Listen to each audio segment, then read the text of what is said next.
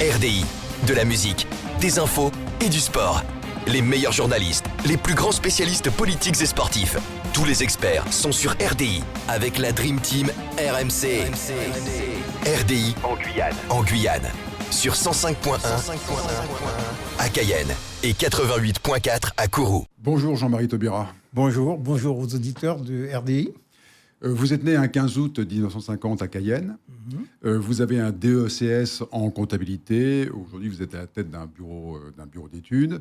Vous avez eu une carrière dans le privé, ce qui est assez remarquable pour le noter. Vous avez été directeur de la Codepeg, également directeur administratif et financier d'Athénor, qui est une compagnie aurifère, dont vous direz si aujourd'hui vous êtes plus à l'aise qu'hier.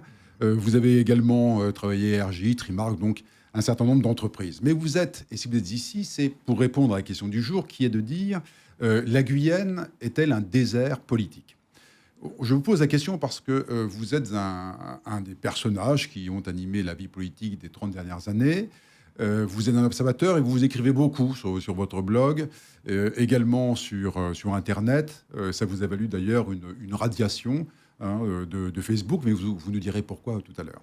Alors, la première question pour vous, Jean-Marie Taubira, qu'est-ce que la politique ? Alors, la politique, en fait, c'est la possibilité que l'on a pour organiser une société humaine. C'est-à-dire que la politique touche tous les domaines et surtout, son champ d'action est très large. Alors, tous les domaines, parce qu'il y a le domaine économique, le domaine de la sécurité, le domaine de l'éducation, donc on voit bien de la culture, donc on voit bien que ça nous concerne tous. Ça concerne des individus qui se mettent ensemble, c'est-à-dire ce qu'on ne peut pas faire seul, on le fait collectivement. Et donc, ce qui veut dire qu'on va faire, chacun fera des efforts pour réduire une part de sa liberté, de façon à ce que tout le monde ait la possibilité de s'exprimer dans la société. Donc, la politique, c'est quelque chose de fondamental, d'essentiel en ce qui concerne les sociétés humaines. Bien, ça nous dit quelque chose, mais ça ne dit pas tout. Alors, vous êtes un homme politique. Alors, en tant qu'homme politique, que faites-vous ? Qu'avez-vous fait qui vous fasse revendiquer ce titre-là ? Alors, je me suis engagé dans la politique parce que la politique aussi, il faut des réseaux. Il faut un réseau, il faut avoir un chemin, donc avoir une idéologie.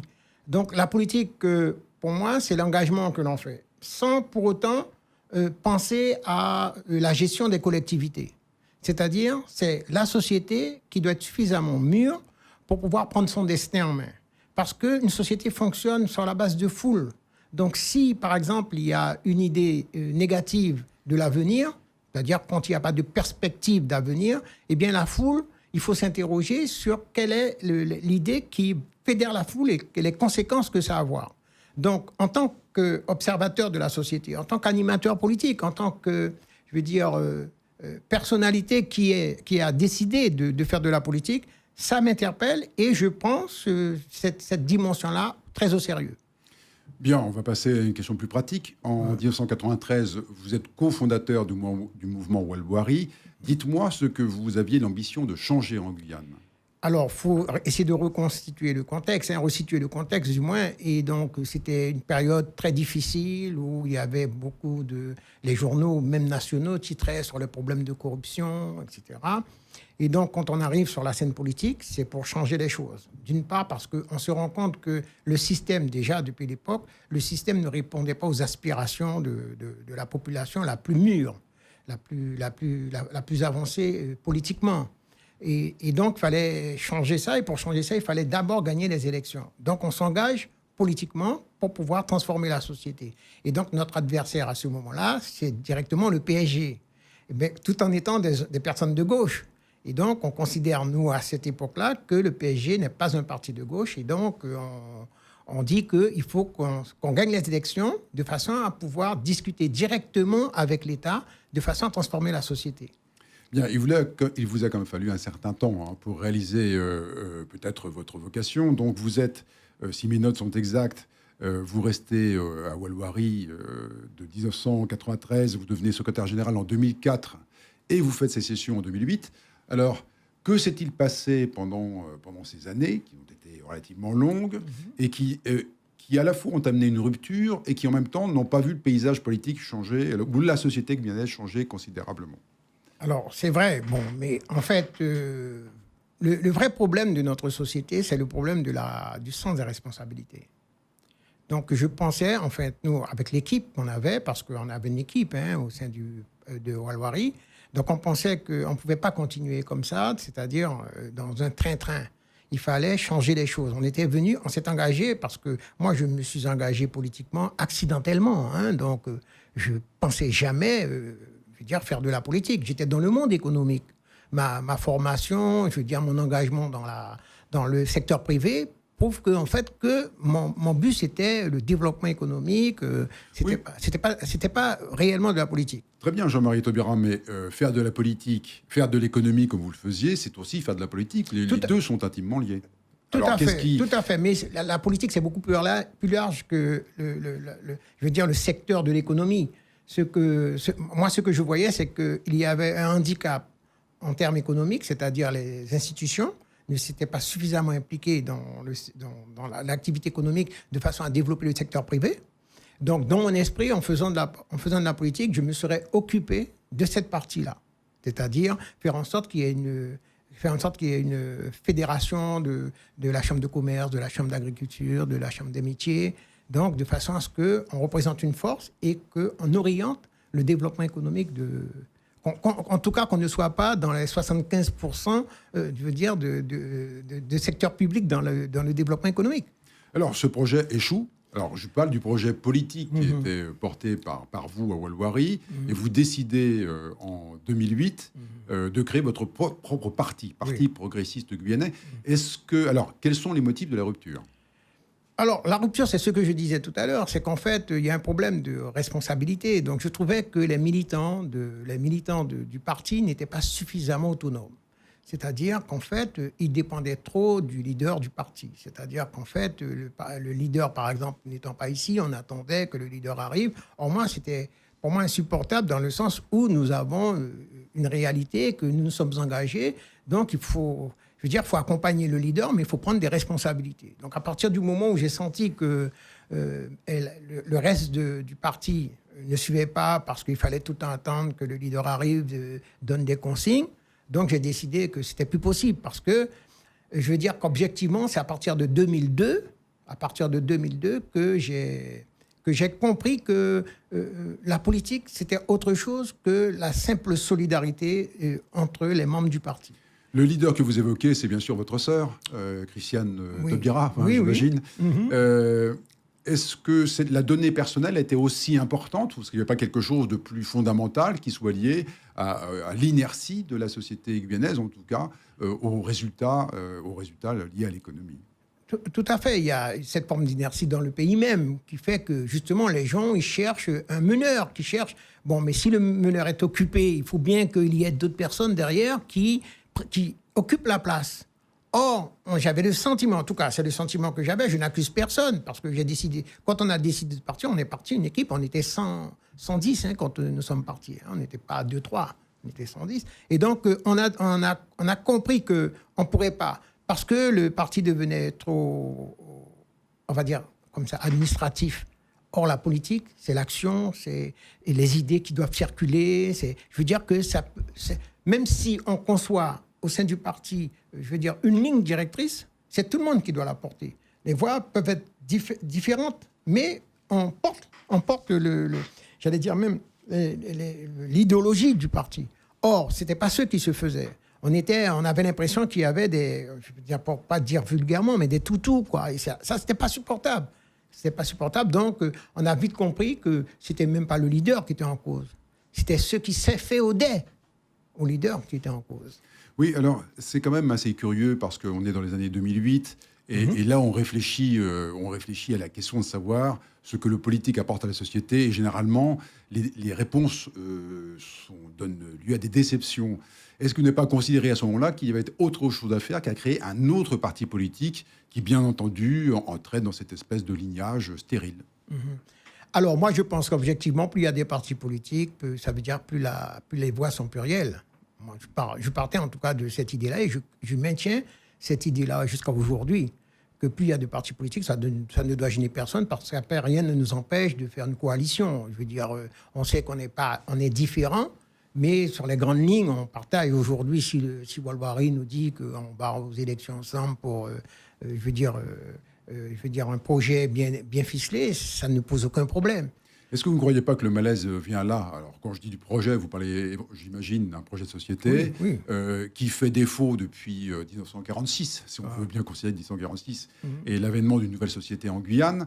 Est-ce que là, ce constat-là ne vous amène pas à considérer qu'il y a une impasse à faire de la politique avec les partis politiques? Il y a peut-être une autre issue. Qu'en pensez-vous? Oui, moi, je ne pense pas. Je pense que les partis politiques, on les a discrédités.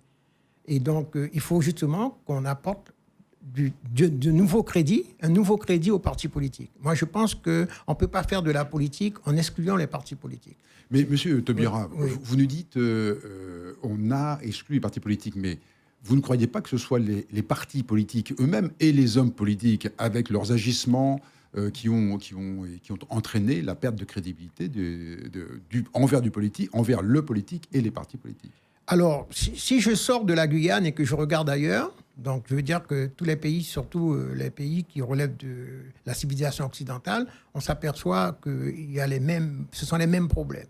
C'est-à-dire que les partis politiques sont discrédités. Et je crois que ça dénote quelque chose dans le monde occidental. C'est-à-dire qu'on apolitise les sociétés.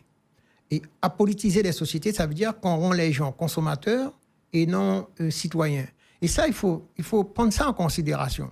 Vous regardez la photographie de l'Hexagone, vous regardez la photographie de l'Europe, tous les pays qui composent l'Europe, vous voyez bien qu'il n'y aurait pas, s'il y avait une force politique réelle, s'il y avait, quand je parle de force politique, je parle de culture politique réelle, il n'y aurait pas 120 millions de pauvres en Europe. D'accord? Et donc, quand on regarde ce qui se passe en Guyane, on se pose la même question. Et je veux dire qu'il faut tenir compte de l'historique de l'État. L'État n'est pas permanent. Et donc, il faut comprendre ce que veut l'État et comprendre le langage de l'État. Une fois qu'on a compris le langage de l'État, on peut avoir une meilleure lecture de la société. Et ça, pour moi, c'est fondamental.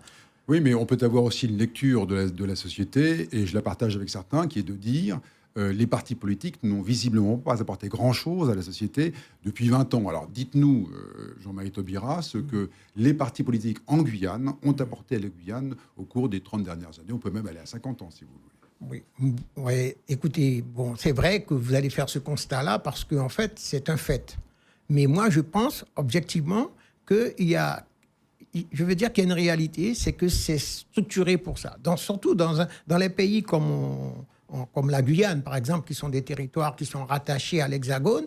Donc, je veux dire que l'attitude n'est pas forcément la même. La Guyane, en plus, c'est un pays qui a des ressources naturelles, qui peut contenir 10 millions d'habitants, puisque, considérant qu'on a 90 000 km² de superficie, donc ça veut dire qu'on est le 6e de la France, puisque la France, c'est 542 000 km², et donc le 6e de sa population, 62 millions, donc ça fait 10 millions. Donc, je veux dire que ce n'est pas des chiffres comme ça. Et on a autant de problèmes. Donc, ça veut dire qu'il faut s'interroger, d'une part, sur le système lui-même, parce que ce système-là, on le voit bien, fait émerger une foule d'individus, mais qui est inculte, je veux dire sans insulte, sur le plan politique. Donc, ça veut dire qu'on ne sait même pas ce qui va devenir de la société lorsqu'on voit cette masse d'individus regroupés. Et là, il faut s'interroger sur l'idée qui fédère cette foule. Mais vous ne pensez pas que c'est un élément de la culture populaire que de comprendre à un moment donné que tout ce qu'on dit au nom de la société, tout ce que l'appareil politique fait, que les institutions font au nom de la société, n'agit pas en faveur de ses intérêts, mais en faveur de ceux qui sont censés les représenter. Est-ce que vous ne croyez pas que là, cette culture-là, elle est acquise aujourd'hui, que les gens ont bien compris ce système? Oui, c'est vrai, mais c'est vrai parce que les gens qui sont à la tête du pays ne représentent rien du tout. Il n'y a qu'à regarder, quand ils sont élus sur la base de 12% du corps électoral. Du corps électoral. Donc, alors après, on dit qu'ils sont élus avec 51%, mais 51% de 12%, je veux dire que ça représente que dalle. Et les gens, mais le problème, c'est que, quelle est l'alternative? C'est ce que les gens doivent se poser comme question. Quelle est l'alternative à ça? Si on boude les urnes, le seul moyen qu'on a, c'est d'aller voter. Donc, vous pouvez changer les gens qui ne vous représentent pas. Or, les gens ne vont plus voter.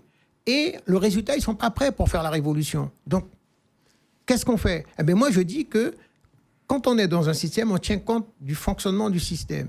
Et ce système-là, si vous dites que, par exemple, les partis politiques n'apportent rien, c'est possible, mais n'empêche que dans ce système-là, c'est par le biais des partis politiques que vous pouvez faire de la politique.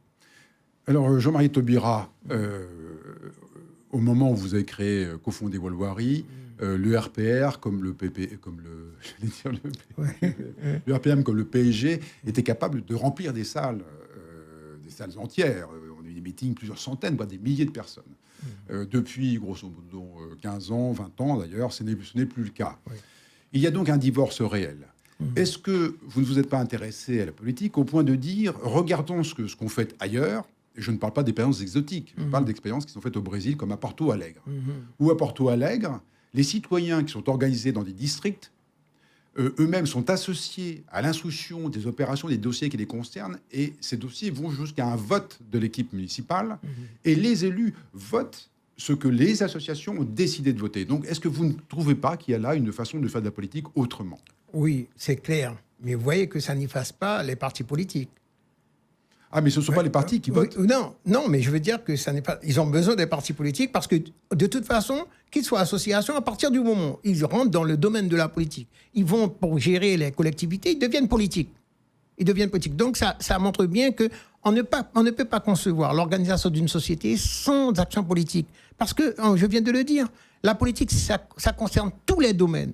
Tous les domaines. Simplement, il y a une prise de conscience, mais là, ça devient parcellaire. Parce que chacun s'occupe de son quartier. Parce que j'ai suivi, justement, au Brésil, la femme qui s'est fait assassiner, c'était dans cette orientation-là. Donc, c'est vrai, mais je veux dire que c'est chacun... On développe, je veux dire, presque une forme d'individualisme, je veux dire, collectif. C'est-à-dire, on prend le corps qui décide qu'on va s'occuper, il faut qu'il y ait de l'électricité chez nous, dans notre quartier, etc. Chacun s'occupe de son quartier. Bon, mais ça a fonctionné, là, Jean-Marie Taubira. Alors, pourquoi est-ce qu'aujourd'hui, vous ne dites pas... pourquoi est-ce que votre parti n'a pas été le premier, le chef de file, sur une expérience participative des citoyens dans une collectivité où vous êtes élu comme conseiller municipal, d'ailleurs, à Amérique-Cayenne? Oui, bon, nous, on fait le nécessaire. Simplement, les gens ont un doute sur les politiques. Mais nous, on doit casser ce doute-là, parce qu'on le fait. Ça va prendre le temps que ça prendra, mais de toute façon, il faut casser ce doute-là, parce que la confiance, elle est indispensable dans toute société. Vous savez, la confiance et la stabilité, à un moment donné, c'est indispensable. Aujourd'hui, ce qu'il faut instaurer dans la société, c'est la confiance et la stabilité. Pour le présent, quand vous instaurez ça dans la société, vous pouvez regarder l'avenir. Et donc, à ce moment-là, la foule, elle devient optimiste parce qu'il y a des perspectives d'avenir. Dans le cas contraire, la foule est pessimiste et là, c'est la catastrophe. Donc oui, moi, je veux dire qu'on peut travailler avec les associations. On a cherché à travailler avec les associations. Mais vous savez, tout à l'heure, on va jeter le doute sur les associations parce qu'il y a beaucoup d'intérêts personnels qui passent dans les relations entre les politiques et les associations. C'est pas à vous que je vais dire ça. Donc, est-ce que vous considérez aujourd'hui qu'on est arrivé à une phase ultime, et selon vous, même si les opinions divergent sur la question, le citoyen ne peut pas avoir part aux décisions qui le concernent en dehors de ce système-là? C'est-à-dire des institutions que vous connaissez, elles sont françaises, elles sont autres, avec un parti, un système exécutif, un système législatif, un système judiciaire, et les citoyens font ce qu'ils peuvent faire, ce qu'ils savent faire, c'est voter. Est-ce qu'il n'y a pas une autre façon pour la société de se faire entendre, à part la rue, bien entendu, qu'il ne soit pas la révolution que vous évoquiez tout à l'heure? Oui. Alors, il faut être prêt pour ça. Donc, c'est vrai qu'on peut s'interroger sur ce qu'on appelle la démocratie, que vous venez de définir, de déterminer avec les différents pouvoirs. Donc, oui, mais on n'a pas autre chose. Donc, c'est vrai que s'il n'y a pas de relais politique, c'est la rue qui parle. C'est la rue qui parle. Et là, je veux dire que quand la rue parle, si ce sont des gens qui ont une culture politique, ils savent où est-ce qu'ils vont.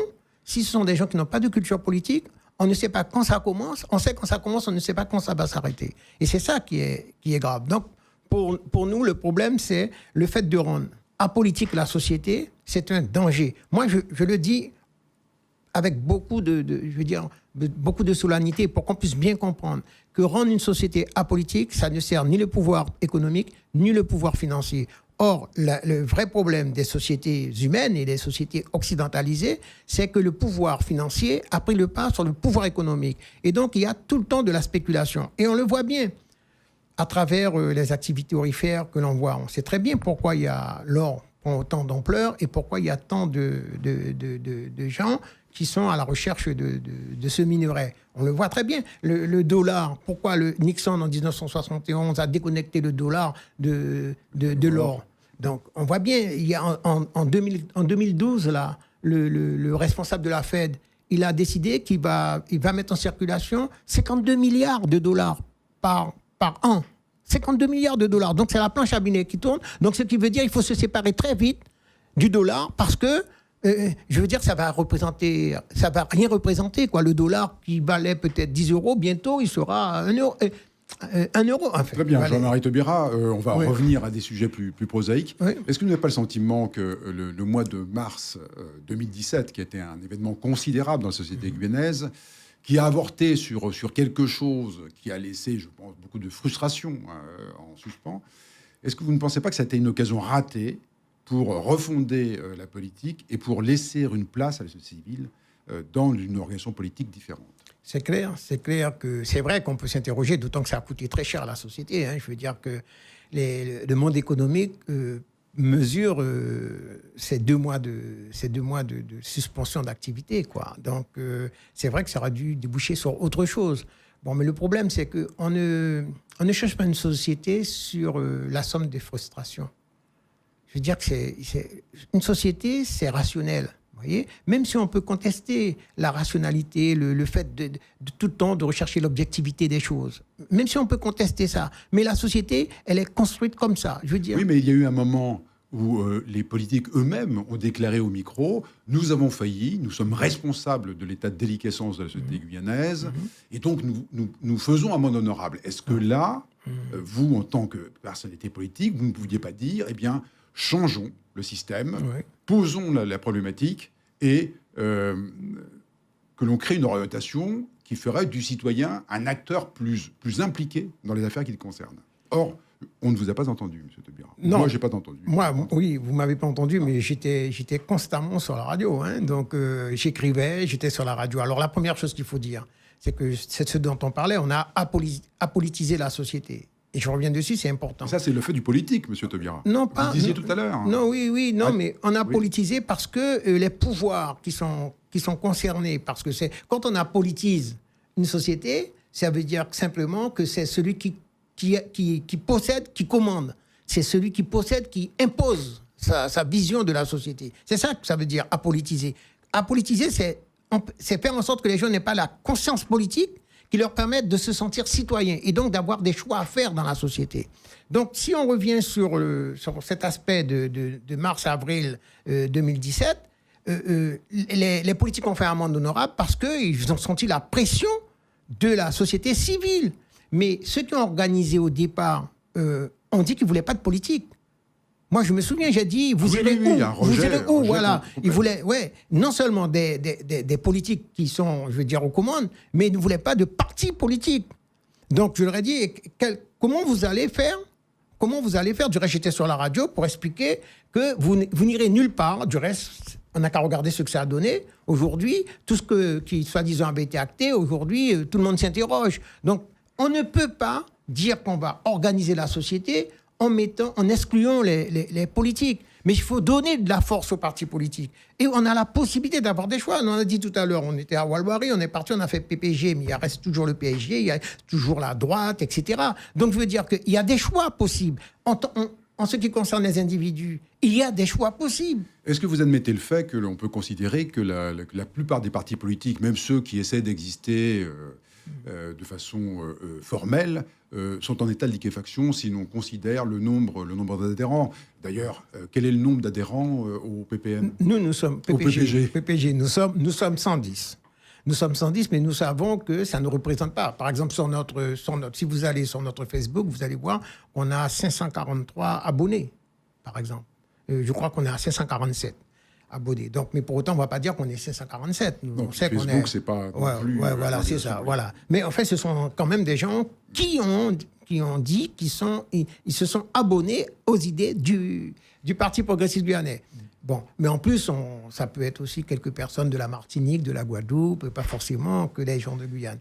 Non, moi, je pense que ce que vous dites est tout à fait juste. Hein. Moi, je ne conteste pas le fait. La réalité, c'est que les partis politiques sont en difficulté. Mais n'empêche que si on regarde simplement la difficulté des partis politiques, au contraire, moi, je pense qu'il faut les regarder, puis il faut relever ce défi-là. C'est le premier défi qu'on doit relever. Parce que je considère, comme je vous disais tout à l'heure, que les autres formes vont finir par être des formes politiques. C'est associatif aujourd'hui, demain ça devient des partis politiques. Dernière question, Jean-Marie Taubira. Ouais. Qu'allez-vous faire à partir de ce jour, puisque là on voit un peu quel est votre récit. Donc, comment comptez-vous refonder la politique en Guyane, si tant est que ce soit un de vos projets, ou arrêtez-vous là et est-ce que vous ne devenez pas un spectateur? Alors moi, je resterai toujours un objecteur de conscience, parce que ça donne du sens à la vie. Vous voyez, donc je pense que je me suis jamais battu réellement pour avoir un poste politique. Mais je veux intéresser la jeunesse du pays à la politique, parce que je pense que c'est une discipline qui est noble, et qu'il faut redonner les lettres de noblesse à la politique, et qu'il ne faut pas comparer la politique aux politiques.